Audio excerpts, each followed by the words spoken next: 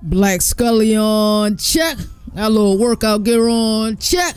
Welcome to another marvelous episode. On today's docket, I enter the news segment. We're going to look at Joel Klatt's top 10 quarterbacks. We did it with Greg McElroy's top 10 quarterbacks a few weeks ago, so I'm interested to see who Joel Klatt has as his top 10 quarterbacks. Also on today's top docket, we are going to kind of look at the NFL and the scheduling of NFL games on Saturdays in December.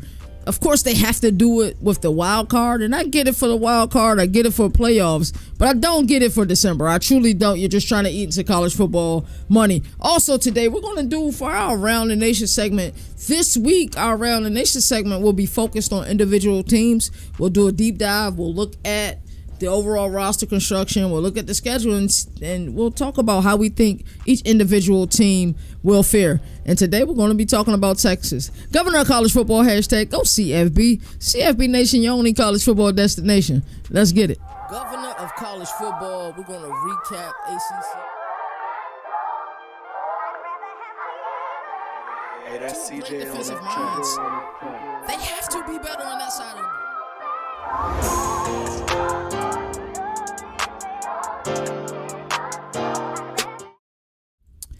Welcome back. It's Monday. It's been an extremely long weekend. The weekends are weird because, like, I can't wait for Mondays. I can't wait, to talk college football with you guys. You guys know, on Monday we go live Monday through Thursday, 4 p.m. Eastern Standard Time. And then also on Tuesdays we go live with Overreaction Monday, but it's been on Tuesday recently. And then on Thursdays as well, in addition to Governor of College Football, also go live with College Football Showdown as well. So just trying to give you guys premium college football content. That's what we do here at CFB Nation. Shout out to the gang, of course. Shout out to CFB Nation. Shout out to the bros. But yeah, let's get into today's news topics. I'm so amped up to talk college football. I know it's May. I know I'm probably hyper for May, but I don't care, bro. College football, we're less than 100 days now. I think we're at 97, something like that, 97 some odd days left until the college football season start. Week 0 does matter. Week 0 and week 1 to share with y'all before I get into today's news segments. Week 0 and week 1 are always weird for me. Like, anybody who knows me know this. I'm gonna kind of say this and it's gonna piss a lot of people off, but I don't care. I really don't care.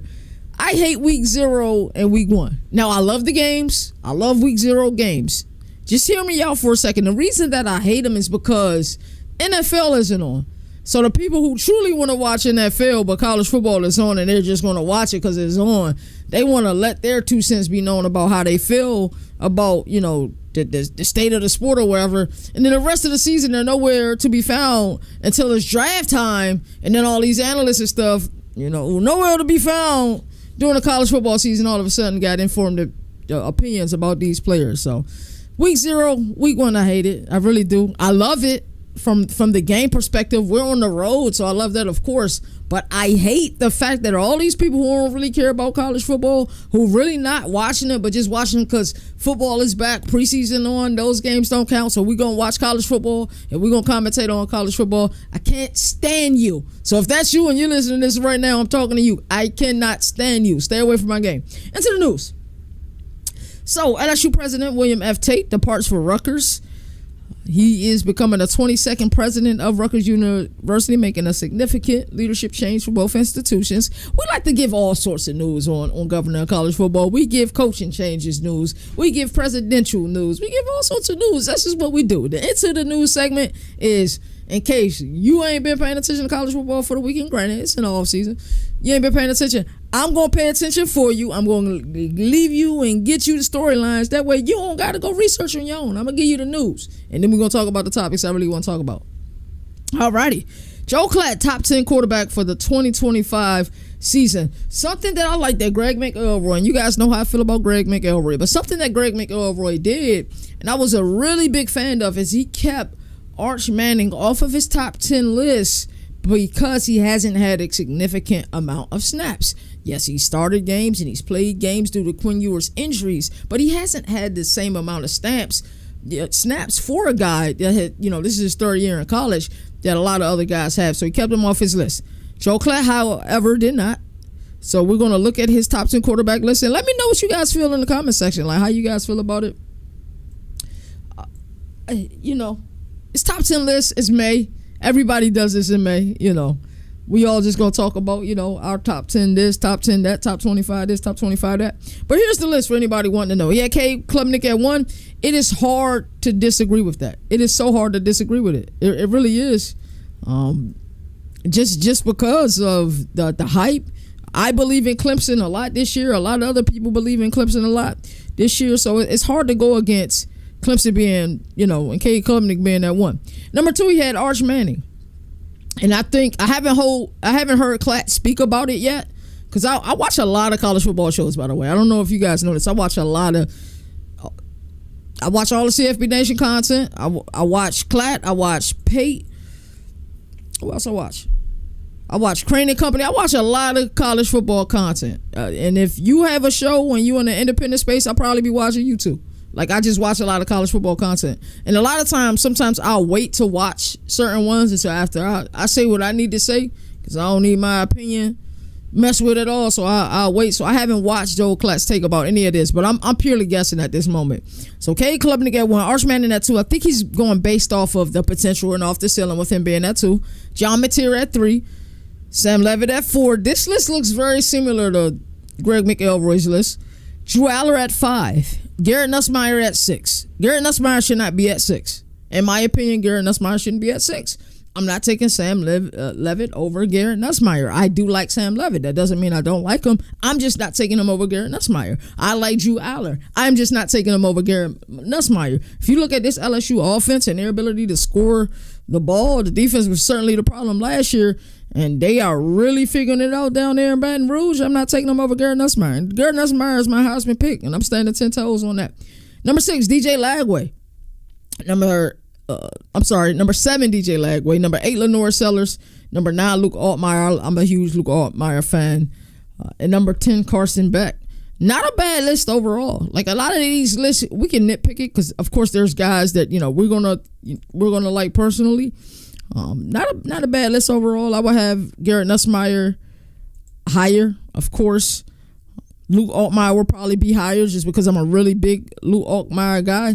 Because to be frank with you, I didn't really dig the kid at first when he first arrived in Champaign, but he showed me what he showed me last year, and this ability to deliver in clutch moments. You gotta like Luke Altmaier, and I'm big on Illinois this year, so not a bad list. K Klubnik at 1, Arch Manning at 2, John Mateer at 3, Sam Levitt at 4. Drew Aller at 5, Garrett Nussmeier at 6, DJ Lagway at 7, Lenore Sellers at 8. Lenore Sellers is getting a lot of Heisman hype, by the way. I'm not sure if you guys are aware of that, but Lenore Sellers is getting an awful amount of Heisman hype. So you guys should definitely look out for that. Luke Altmaier at 9, Carson Beck at 10. Where you guys with Carson Beck? That's kind of the question I have to ask everybody. Where are you all with Carson Beck? And if you ever want to comment, YouTube is probably the best place to comment. But where you all with Carson Beck? Do you guys think he'll be able to deliver for Miami? Maybe not in the same stratosphere as Cam Ward, how he was able to deliver for Miami last year, but will he be able to deliver, somewhere near where he was able to deliver? That'll be my question for you all. Because, we saw the potential in Carson Beck back in 2023. We saw it. We was like, this kid comes and he delivers and does his thing in 2024. We may be looking at QB1 of 2024. He had a down season in 2024, but his season wasn't as bad as a lot of people depicted his season was. There was just times he just kept turning the ball over. Yeah, he did. He still had 28 touchdowns. They had 12 interceptions. But I don't think the season was as bad as a lot of people think. And, it'll be interesting to see what's going on with Georgia.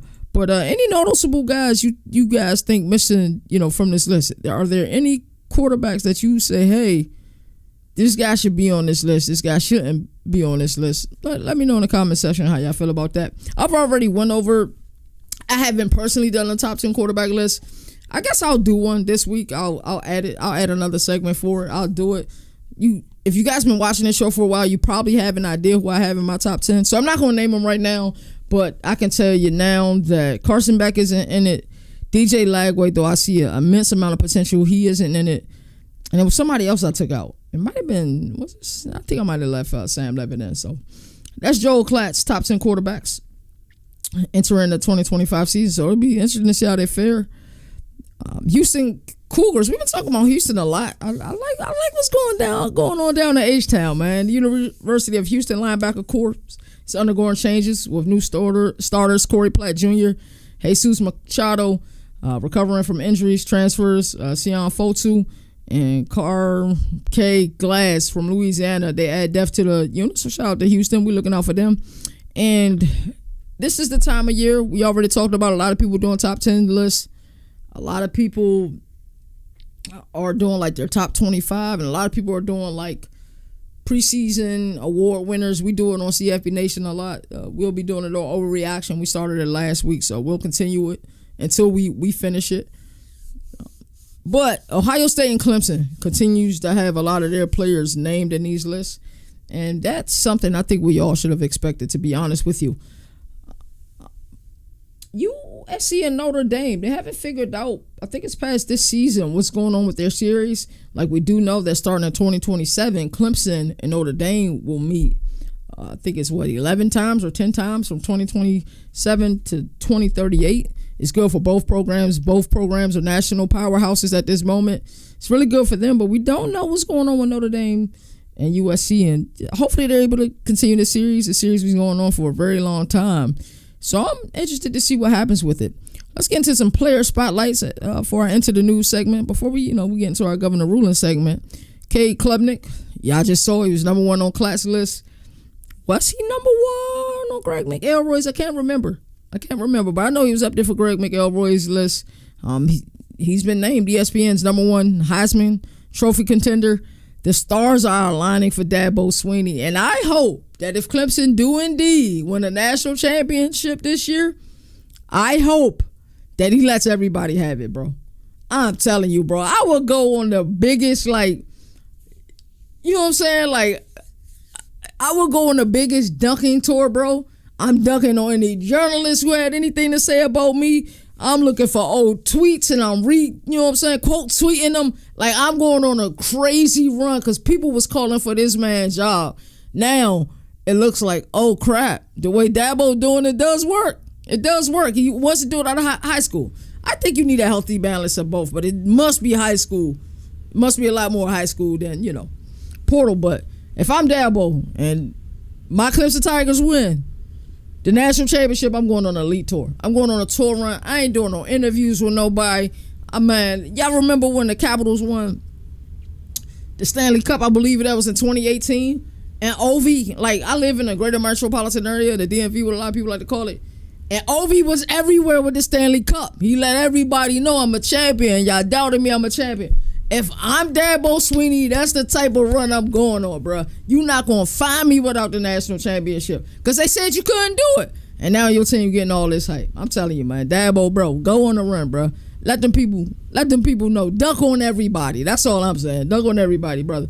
And then Shedeur Sanders, former quarterback for Colorado, drafted in the 5th round by the Cleveland Browns, received some praise from Kurt Warner, another guy whose journey to the NFL was a lot more difficult than Shedeur's was, but it definitely wasn't the path most chosen, definitely the path less chosen.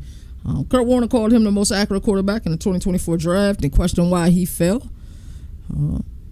That's interesting. You're starting to hear a lot of people come out and say certain things, especially he had a good rookie camp, but it's just rookie camp. Let's be honest, it's just rookie camp. All it is rookie camp. So we'll continue to monitor all of these, but that is our Into the News segment. We're going to get into governor's ruling, and I'm excited about this. So, our governor ruling today, we are going to talk about, the NFL scheduling these December games.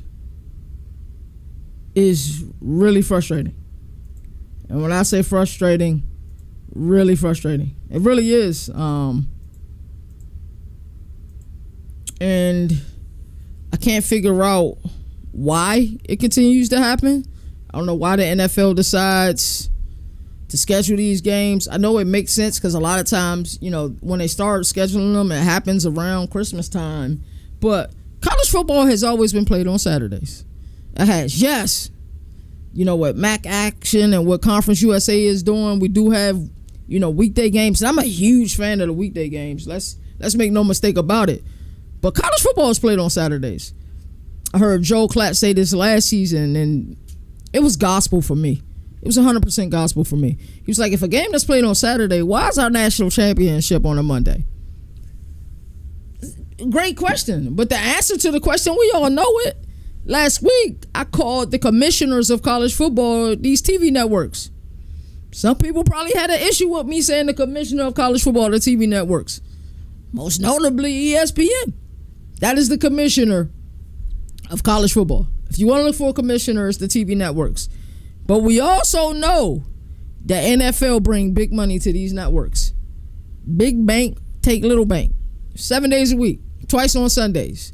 So if you're wondering why the NFL continues to schedule games on Saturdays, even though that's college football season, that's college football time, and I know it's later December, but we got bowl games, we got the college football playoff. Why do y'all continue to disrespect our sport? We can't even have our national championship on a Saturday because of your playoff games. I get it. Trust me, I get it. I know you got your wild card round, your divisional round, and championship round, and you want those prime and premier time slots. It's just why you got to continue to do it. Like, you don't have to do it. You do it because you can. NFL, they have Monday nights. They have Thursday night. I couldn't tell you. I think I watched the Thursday night game last year because the Bills was playing, and I think I had to purchase Amazon Prime to watch it. I'm not happy about that as a Sunday ticket holder, but I just don't understand why the NFL continues to schedule these games when college football is played on Saturday. I really don't. I think we look at this sport, we say, hey, this sport has an immense amount of potential. This sport is making a lot of networks a lot of money. A lot of networks are eating off of college football. They are. NFL money do hit different. I'm not going to lie. Super Bowl is still the biggest event. Sporting event. Not sure if it's the biggest sporting event in the world, but it's one of them. Because I know some other people will argue that football, soccer, whatever you want to call it, some of their events may be even bigger.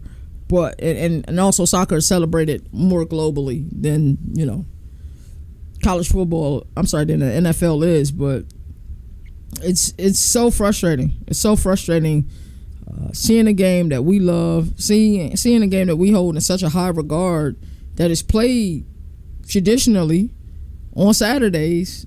You know what I'm saying? And we got to get a Monday night national championship. That is so crazy. So I wonder in the NFL minds, like what do they get out of it? Truly, what do they get out of it? Like, they have Sundays. The only time college football schedule games on Sunday is when? The first week of the season when the NFL ain't playing. That's the only time, bruh. That's the only time you'll see college football schedule a game on a Sunday. Oh, and they probably had to beg for the NFL permission to do that. Oh, well, y'all don't really got no games this week, this third week of the preseason. You ain't got no games today. Because I think the last game of the third week of the preseason, they're all on Thursdays. Can we have this slot? Can we have these games on Sunday? They ain't like they let us get all Sunday. We just get one primetime game on a Sunday. That's what we get. Week one of the college football season. That's only because the NFL has yet to start. That's the only reason why. It just doesn't make sense for me. It don't make sense to me at all. Like, I know they don't do it any earlier. And I guess from the NFL perspective, like, hey, we could do Saturday games in November.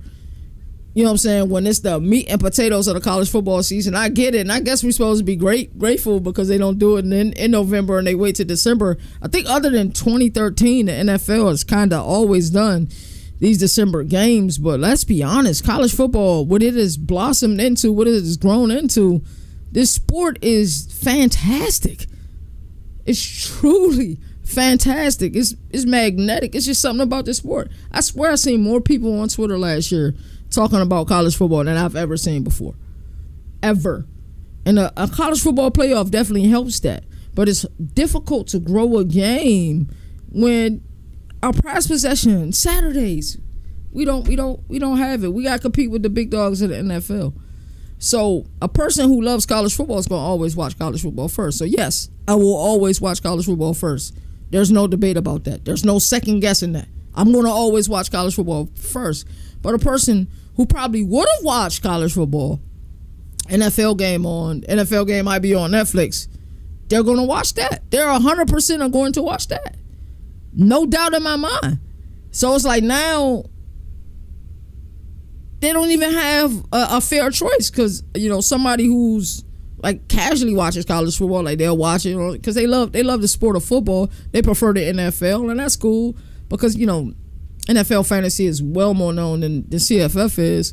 But like they don't even get an opportunity in late December to even watch college football because NFL want to schedule their games on Saturdays.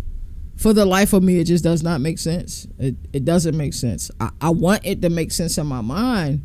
And when I think about the college football playoff this past year, how many college football playoff games did we have on like a weekday? Like, did we have some college football playoff games on like a Tuesday or Wednesday? Somebody please fact check that. But I want to say that's accurate. Why? Why do we have to do that? Saturdays are our days, NFL. They're ours. But it leads me to another point. NFL is a business. What do they call it? NFL? They call it the shield. They call it the logo. When you see it, you know it's a big business, and it's big business, and they operate as such.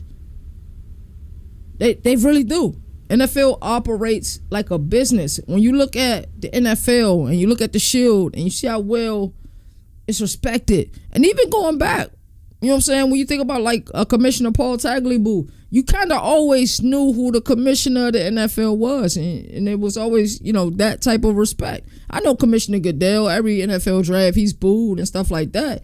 But you know that man don't play around. He don't.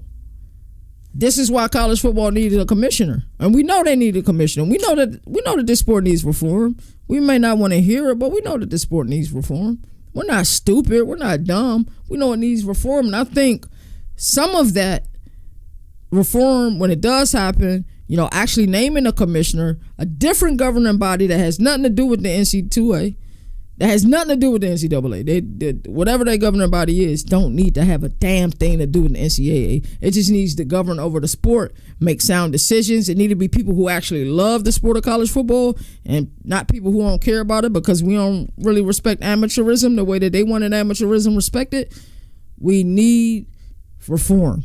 That reform happens with a committee. That reform happens with a commissioner, somebody that can hold these schools accountable instead of having what we have in Ann Arbor right now with a head coach who's punishing himself on the games he feel like punishing himself for. That's crazy. So the reason I am saying what I'm saying right now is because this is the opposite. This is what the opposition is going to say. Oh, well, look at college football. Why they getting mad? Because we got games on. We don't want to watch that. Look how many players they have in the portal every year. Look at their coaches giving themselves suspensions. So I hear you. I'm just saying that to say that. I hear you and I understand you. But college footballs are the game is played on Saturdays, bro. Give us our Saturdays. Stay the hell away from our Saturdays, NFL. That's all we want. Can we have a national championship on a Saturday? You know how many people, how many grown men, including myself, how many grown men would be crying if we saw a national championship on a Saturday? Yeah? I'd be crying, dog. I promise you. I will cry tears of joy seeing a goddamn college football championship game played on a Saturday and not on a Monday night. I'd cry tears of joy. I really would. I just don't understand. I understand it from a business perspective. I understand it from the TV perspective because, you know, it's a business. And in business, you know, your number one goal, I don't care what business you in, you can have mission statements that say, yeah, we're here to help people. Our mission statement, yeah, we really care about people. We really care about our employees. Your goal is to make money. If you're in the business, your number one goal is to make money. You're not going to say that. A lot of people won't be ballsy enough to say that, but it's the fact of the matter. You're here to make money. So from the TV network's perspective, I get it. I truly do. From the NFL perspective, I get it. Hey, we have more of our game that so many people love on more days. So now we got it on Thursday. We got a couple Friday games depending on what it is. Some Saturday games and some Monday games. Leave it to college football. We unbothered on Tuesdays and Wednesdays because of MAC Action and Conference USA. And shout out to both of those conferences for giving us those midweek games because I do love them. It gives me something to watch, something to pay attention to. And then if there's like a couple players I want to know something more about and they're playing at the G5 ranks, we can find out more about them during those days. But the NFL, leave our Saturdays alone. Why y'all gotta keep scheduling Saturday games in December? And I know in the past, late December, you probably felt like you steered clear of the college football schedule. But with this new college football schedule, and then when we get this playoff expansion, it's only going to be more games played in December. And so we're going to have to settle for midweek time slots because the big boys, the Shield, has our Saturday time slot. And there's nothing we can do about it. It's like you going to school every day and somebody just taking your lunch money and you don't do nothing about it. That's what I feel like it's like right now. But who's going to be the voice? Who they going to listen to? They ain't going to listen to nobody. Like you do something with the NFL, that some way, shape, or form, Commissioner Goodell, you going to hear about it. We don't have a commissioner. We need a commissioner. We need a governing body. We need somebody that can speak up for us and speak up for us in an eloquent way. Speak up for us the way that Greg Sankey speaks up for the damn SEC. He does it in an eloquent way, but when it's time to put it on the table, you put it on the table too. That's what we need in a commissioner. We 100%, we need it, bro. Because we're not respected. Because right now, the TV companies are a commissioner. May not like it, may not want to admit it, but it is what it is. We'll go ahead and take an ad break, and then we'll get into our Around the Nation segment. We'll be right back. Look at you out here using all these other sports books, and you ain't even using the best one. BetUS. Get 125% match bonus when you use the promo code CFB Nation. Yeah, you heard me correctly. 125% match bonus on your first deposit using that code CFB Nation. We know that college football is in the off season, even though we don't celebrate that. CFB Nation, we do college football 24/7. But there are plenty of things for you guys to bet on. Who will have the most wins? OKC Thunder or Cleveland Cavaliers? Can Luka and LeBron make it all mesh to make it to the play-in tournament? Maybe you're a college basketball guy ready to risk it all for Florida to make it to the big dance. Basketball isn't for you?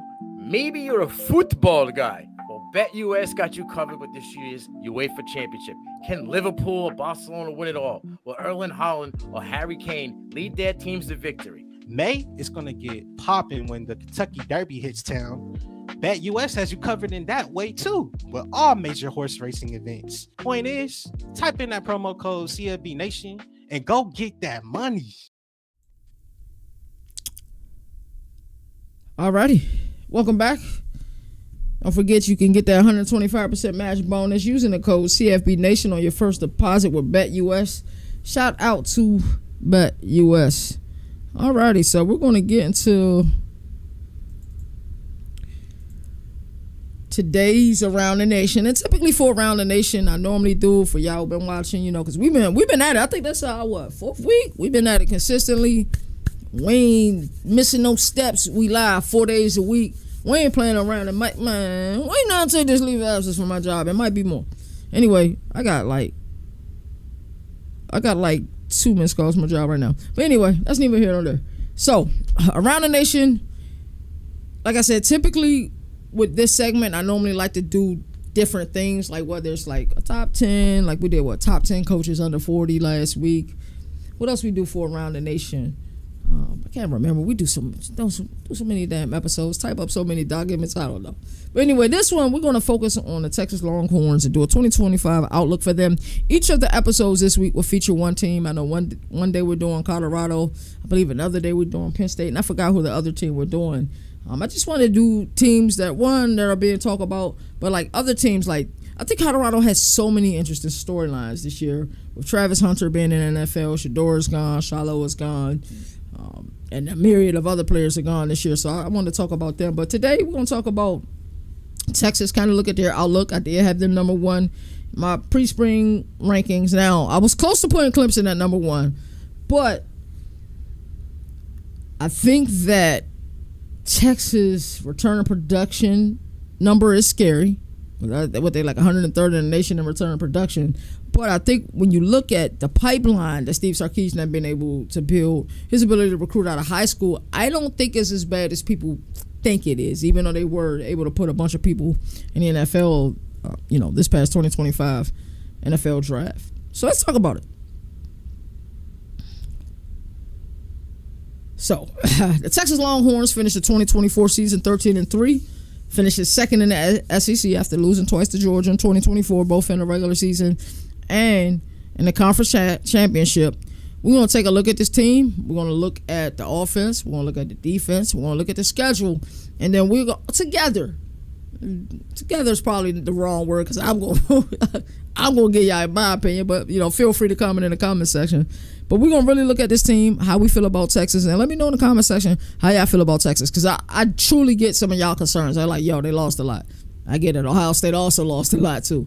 I get it. Georgia lost a lot. They're down there in like around 105 in return production for this year. So Texas is officially back. I've been a Texas Longhorn hater. I really have. I did not want to believe it. They're back. They're back. And Steve Sarkisian is a huge reason why the Austin faithful believe that this is a championship level team year in and year out. Not just this season, not just last season or the season before that or the season after this one. They believe that each and every year they have a great chance of doing something big and winning a national championship.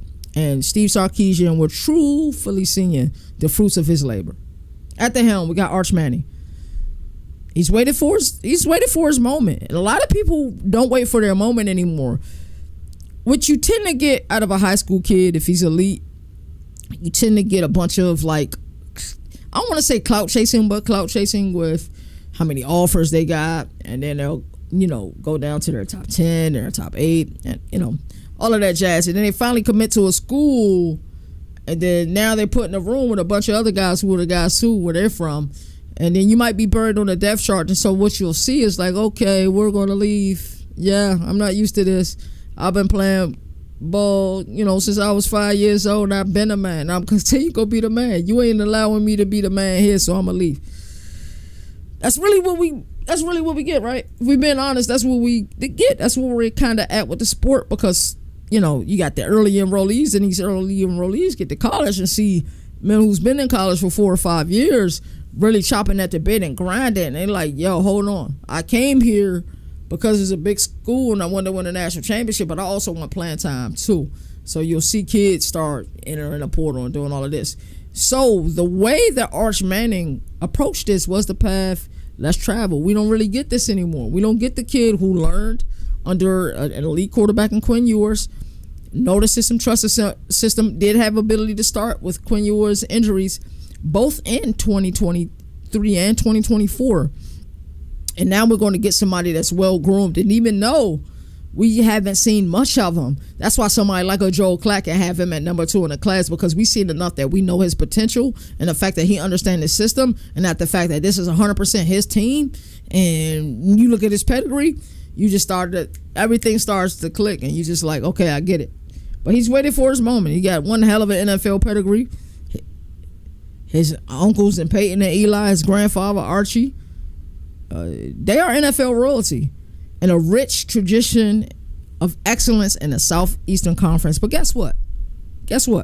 Arch Manning looks to take that baton and do something that his uncles or his grandpa didn't do, and that's win a national championship. And I know the first thought that come to your mind, like, wait, didn't Peyton Manning win the championship at Tennessee? T. Martin was the starting quarterback when Tennessee won their national championship. It wasn't Peyton Manning.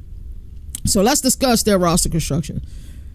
Texas is number 7 in Bill Connolly's SP Plus rankings. I love these advanced metrics. I really do. I know some people are big on them. Like, I'm big on them to a certain extent. I'm a trust my eyes guy. I'm an X's and O's guy. I like a little bit of metrics because I want to know some of the why of certain things, and being able to utilize those metrics to prove a point or disapprove a point. I love doing it. So there were 7 in Bill Connolly SP Plus ranking on ESPN, and then there were 103rd in the nation of returning production, which is abysmal. That's 45%.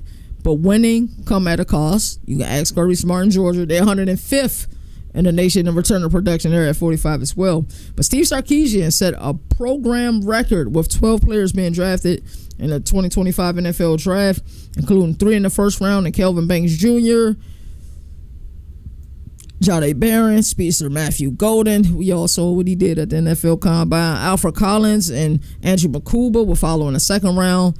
Vernon Broughton in the third. And day 3 picks will include Gunnar Helm, their tight end, Barry Sorrell, Jadon Blue, Cameron Williams, Hayden Connor, and quarterback Quinn Ewers was taken in the 7th by the Miami Dolphins.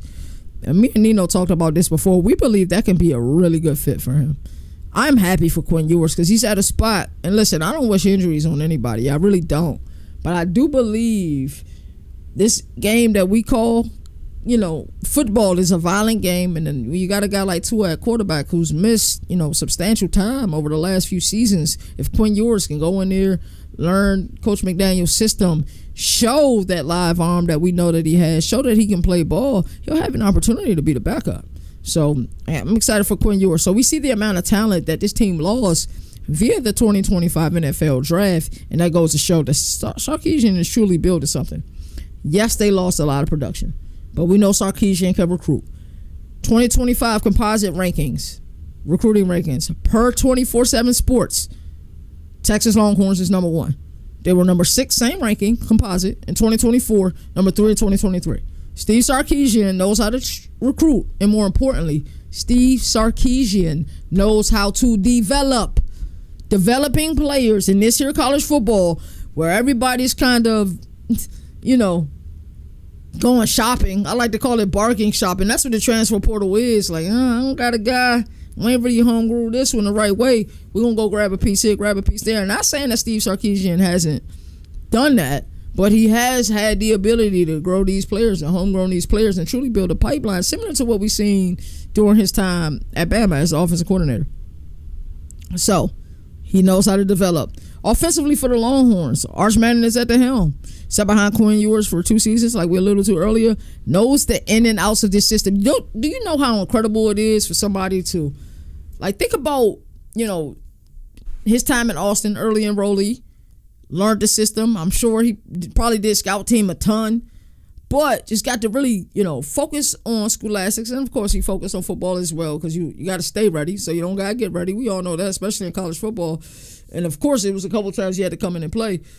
But do you know how comfortable it is to sit, learn the system, understand the system? Now that you know the process, you can trust the process and actually execute the process. That's what this is all about. So, path less chosen. This is a path that a lot of people don't want because a lot of people aren't patient enough to do something like this. But also a lot of people aren't in his shoes either. He has a high NIL validation, evaluation. He's also, has that amazing pedigree. So a lot of people, aren't in his shoes. And I do get that argument. They're like, hey, we're coming from broken environments. I'm trying to buy my parents a house. I got to get them the hell away from the neighborhood that they live in. So I do get that when you need that immediate need to say, hey, I need to make this happen. So the path left chosen, if you can do it, this is an amazing path because you're going to be on a really good team. You know that you're going to be in a system that hopefully should suit you, especially if you got a guy as calm as Steve Sarkisian is. He's so calm on the sideline. I love watching Steve Sarkisian, especially once he's kind of in his rhythm. I feel like it's like Carlito's way for Steve Sarkisian. He's in paradise. Like, that's how I feel like. Well, when, Carlito Brigante was trying to get to paradise with him and his lady before Benny from the Bronx killed him. Like, that's how I feel like Steve Sarkisian is. Like, he takes that nail. He don't hear his other coaches. He don't hear the players. He don't hear the crowd. I in my opinion, he has, soundproof headphones on. He's locked in to his play call sheet, and the plays are algorithmic almost in his brain, and then that's how he's executing. That's the way it looks to me. I could be wrong, but that's the way it looks in my opinion. So I think it's good that Archman has been able to sit, he's been able to learn, he's been able to grow. Cool. And then with his mobility, that gives Steve Sarkisian even more flexibility with his offense. But also, this team has a loaded running back room and continues to have loaded running back rooms year in and year out. C.J. Baxter will be back this year after he was injured last year. Quintrivian Wisner will wrestle for over 1K yards and 5 tutties last season. Wisner and Baxter will complement each other well, and they will keep SEC defenses honest. Fun fact, I think many people believe, because when you think about Texas, you think about finesse, you think about Sarkisian, you think about finesse. They definitely ran the ball more than they threw the ball last year. A lot of people don't know that because when they do throw the ball, they gain a lot of yards when they throw the ball. But yes, they run a really balanced offense, though. For the most part, I think they run the rock, 36 times a game, threw the rock 33 times a game. That's efficiency. That's that 50-50. A lot of these prolific teams want to be able to have that incredible balance. Harbaugh was one of those guys for many years until the year he won the national championship, which is I thought he still wanted to be like that 50-50 guy. But we seen there was moments, especially those games that Harbaugh was suspended and Sharon Moore was the head coach. Run left, run right, run middle. You can't stop it. We more physical than you. I feel like that was a game plan, 100%. So, at wide receiver, they have true freshman Khalil Lockett. Be honest in the chat. Did last year kind of change your perspective on freshman wide receivers? Like, because we seen some come in and like early make immediate impact. Like Cam Coleman, remember coming out of the spring season? The hype that Cam Coleman was getting from Auburn?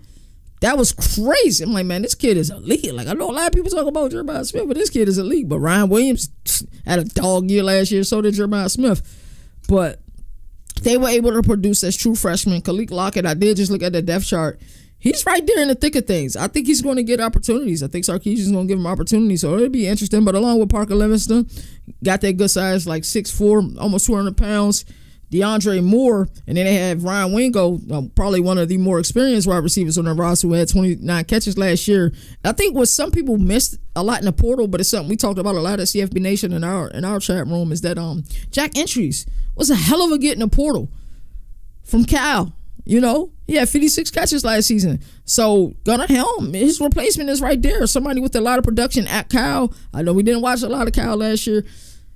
I felt bad for Cal last year. I really did. That them joining the ACC, the amount of traveling them and Stanford had to do, it wasn't right. It wasn't fair. Seeing Jaden Ott had the season he had last season. I think some people forgot about Jaden Ott. But what he about to do in Norman, with one hell of a offensive coordinator in Ben Arbuckle, John Materia quarterback, it's going to be interesting. But back to Texas. Talk about Jack Entries. That was one of those really good portal gets. I think a lot of people missed it. He's going to fit right in there. And then a formidable offensive line. And I think most of their starters are homegrown. Or if not all of them are homegrown. I mean, they've been in the system at least a year plus, whether they transferred last year or not. So they've been able to develop in the system. This is how you build a college football team. 100%. You go get players in the portal when you need them, when you have a desperate need and you don't feel like you have a guy there that can replace the production you just lost at a certain spot. But this is how you build a team. You build a team through high school. That's how you do it. You go get portal. Portal's like free agency, but in the NFL, you build your team through the draft. Yes, you go get somebody in a portal or you go get somebody in free agency. You're gonna be paying higher than market value when you get them. Because yesterday's price ain't today's price. That's exactly how the portal works. That's exactly, well, unless you Nico, I'm a leaver. That's another story. But that's exactly how the NFL free agency works as well. So, defensively, the Longhorns showcased that they could play SEC ball last year. And I think their defense is very underrated. I don't think enough people really talk about how good this damn defense is. They only allowed 15.3 points per game last season. That was third best in the nation. So hats off to Pete Kabakowski and his staff. They did a phenomenal job. The defense starts, who will start with? Y'all know who to start with. The defense starts with Anthony Hill Jr. And we seen it as a true freshman. When this team from Austin marched into Tuscaloosa in 2023 and left with a victory, I did not believe that they would go down there and do that. But the player for me who just jumped off the screen was Anthony Hill Jr. I said, who the hell is this kid? How the hell is he playing linebacker? And why is he so damn fast? If you watch his film, you gonna say the same damn thing. Sideline to sideline, he's a tackling machine. Had 113 total tackles last year with four forced fumbles, 16 tackles for loss, 8 sacks and an interception. Question for you: if he entered, right, or let's say he did what Abdul Carter did, and because Abdul Carter, sideline to sideline guy who played linebacker and then switched to end. If he did that, would Abdul Carter still be the first pick? First defensive, lineman taken in the draft? That's a question I propose to a lot of you. I'm interested to see what happens with Anthony Hill Jr. at the next level. They're gonna put him like an outside linebacker on a 3-4 where he can rush the pass and do these type of things. Is he a Mike? And he'll play a Mike in like a 4-3. I'm interested to see what happens to him, but he's one hell of a ball player. This defense starts and ends there, in my opinion. Coming off the edge, right? Ethan Burke, who had 2 sacks last season for the Longhorns, and Colin Simmons, who had 9 sacks and 3 forced fumbles last year. Very formidable pass rush, especially with Hill blitzing at that linebacker. So we're going to talk about this schedule. How you guys liking their schedule overall? Of course, it's not what it was a couple years ago. They were in the Big 12 because this SEC schedule definitely offers a tough route. But that measuring stick game happens August 30th, 100% in Columbus. College game day should be in Columbus. We'll see if Lee Corso, picks that buck out at one final time in their storybook ending. I'll be tearing up. I'm sure a lot of you will be tearing up as well. But if you're Arch Manning, what better matchup do you want than this? It kind of reminds me of when Texas traveled to Ann Arbor last year, and I was like, I don't know what this Ann Arbor team is. I don't know what this Texas team is. And I think when I previewed the game, I went with Michigan because they were at home, and I felt like they would be more physical and had the ability to run the ball. I couldn't be more wrong. Texas was certainly more physical, and you would have thought that game was in Austin the way that Texas came and played that day. You really would have thought that game was in Austin. So they start out August 30th at Ohio State. Where's Ohio State at? I talked about Ohio State a lot on this show. Only question mark I have, I trust Brian Hartline as their offensive coordinator. I hate the fact that, Jim Knowles isn't their defensive coordinator. And really, semantics if we're being honest about it, right?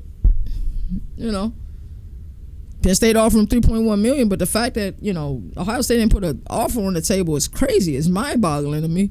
So this quarterback competition, I can't wait for fall camp to see where Ryan Day is with this. I hope he makes a quick decision. Ryan Day comes to the fall camp, week 1.5, second week, he lets us know who his starting quarterback is. I know he's not playing around. But this thing leaks, and we like, week 1 is over, no announcement. Week 2 is over, a fall camp, no announcement. Week 3, Ryan Day, what the hell are you doing? That's exactly what I'm going to say. Like, what the hell are you doing, dog? I know you just won a national championship. I ain't trying to disrespect you. I'm just saying, what are you doing? I don't want to see what I saw in 2023. So this Ohio State game, I'm going to give it to Texas. Ohio State is uber talented. Love their defense. Caleb Downs is one of my favorite players in all of college football. Give me Texas. Give me Sarkisian. I think he'll be able to utilize what he learned last year traveling to Ann Arbor. This team's going to be ready. The man in media cartel is going to be ready. It's going to be interesting. So weeks 2, 3, and 4, I think going to be excellent tune-up games for this team. They play San Jose State. They play UTEP. They play Sam Houston. All are at home, by the way. So 3 straight tune-ups at home.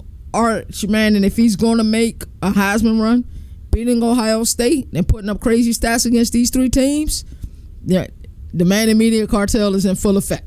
Telling you, it's going to be crazy. But you know what? They have a week 5 game. I'm sorry, that'll be a week 6 game at Florida because they idle week 5. That game, Lagway versus Arch Manning in the swamp. That better be a 3:30 game. That just got that 3:30 kickoff feel to it. You know what I mean? Like it'll probably be a prime time night game, but I'm just saying that probably got that 3:30 feel to it. That's gonna be a hell of a game. And for my money, the way that Billy Napier and company was able to play at home last year, other than getting owned by Mario Cristobal and company, that's gonna be a really good game. That I am probably, and this gonna sound crazy, I'm probably more concerned about that game than Ohio State game. Just being real with you. But those first 5 games, you got your 3 tune-up games. You'll win those 3. I say at the very least you got to split, between these 2 games. But give me 5-0 after the first week of the season, keeping in mind that week 5 is idle. Red River rivalry typically gives us fireworks. I know last year's was like an anomaly. I don't know who's going to win this game. I really don't. And I know that I got Texas ranked as number 1 team in post-spring, but there's going to be a different look Oklahoma team this year. Ben Arbuckle at coordinator, John Matera quarterback, Jay Nott at running back. What they were able to do via the portal as well, I like a lot of the things that they did. I love the fact that Jim Nagy is their general manager. This game is going to be a really good game. It's a toss-up for me. It's 100% a toss-up. Then they play versus Kentucky. Mark Stoops is always a coach that I want to watch. And like games that teams like Kentucky they beat Ole Miss last year. They had Georgia last year. Y'all know they had Georgia last year. So it's going to be one of those games. And then Mississippi State, I told you guys last week when we did the rebuild report on Thursday And I was, evaluating teams. I evaluated Charlotte 49ers, who I think is going to be much improved this year with Tim Albin as their head coach. We evaluated Arizona, who I think is also going to be much improved this season. And then we talked about that team from Starkville. We talked about Mississippi State. I think Jeff Levy's going to put in the work. I think a lot of people didn't give him a fair shot, considering what happened with their previous coach, Coach Arnett, before he got there, and also Blake Shapen being injured, because Blake Shapen was balling before he got injured last year. So we talked about that. So those are two tough games in my opinion. I think they'll win them both, but those are like Mark Stoops will have his team ready. He will not be embarrassed. And then at Mississippi State. So right now I got him with one loss. I think that one loss, I'm leaning towards Florida. I think they'll beat Ohio State. I truly do think they'll beat Ohio State. I just think that defense is going to rattle whoever starts at quarterback, whether it's Lincoln Conhouse or whether it's Julian Saying. I think they're going to rattle whoever's at the quarterback spot. The Oklahoma game scares me and that Florida game scares me. I think they'll lose one of them. In the swamp, that's going to be a tough game, man. I keep looking at that game. Red River rivalry. You know what? I say Oklahoma upset Texas in a Red River rivalry. I think that'll be their loss this season. They play Vanderbilt. Really tough game last year. I think Texas is a handle business this year. November 15th, if every Texas fan don't have this game circled, if the players on Texas don't have this game circled, Steve Sarkisian don't have this game circled, you lost this team not once but twice last season. 2 times. This is a revenge game, 100%. And it's in Athens. This game will be for college football playoff positioning, more than likely, depending on how good or how well you think Georgia will be this year. Depending on how well you guys think they'll play. Kirby Smart, best coach in college football for my money still. So it depends on, where you have Georgia. Gunnar Stockton, it'll be interesting to see what they have at quarterback. But this is a game that I think you must circle as Texas, for Texas. But I think Steve Sarkisian going to have these boys ready. I think they'll go in Georgia and get a win. So at this point, I still have them with one loss. That's either the Florida or Oklahoma game. I'm leaning towards the Oklahoma game will be the loss. And then November 22nd, home versus Arkansas. I don't know where Arkansas will be at this point. Is Sam Pittman still there? Is he still coaching? Has he been able to hold on to his job? And a game like this will keep him another season. That'll be interesting because both of these are rivalry games against Arkansas. And then Texas A&M, last game of the season, and it's home. It's not a crazy college station. So I got Texas finishing this season 11-1. They're still my favorite to win the national championship this season. Wouldn't surprise me if they were 10-2 either, but still, either way, 11-1 or 10-2, you should be competing, depending on when your losses are in that conference championship, and you should be good to go to the college football playoff. So this is our segment on Texas. We did a deep dive there. We talked about the quarterbacks. We talked about the running backs, the receivers. We talked about their defense, especially their front seven. I like this team a lot. It's my favorite to win the championship. Now, this all can change. I don't want y'all to sit here and think it can't change. Week 3, I'll announce who I really think gonna win it all. If Texas can't stay, can't be another team like Clemson or Penn State, just depending on the news that we getting out of fall camp. And I'll release a complete bracket of who I think the conference winners are going to be and all of that. So you all will be able to see it. And then I'll try to make a duplicate so everybody else can enter in their teams and as well. It's been a fun episode. I love doing this. This is a lyrical exercise for me. I can sit here and talk college football all day. I promise you I could. As I always like to say, there are no more victories in a sport that survive in advance. That's why college football has the greatest regular season. And until next time, which is tomorrow, 4 p.m. Eastern Standard Time, you all take care. Governor of college football, we're going to recap ACC. Hey, that's CJ defensive on minds. the They have to be better on that side of the ball.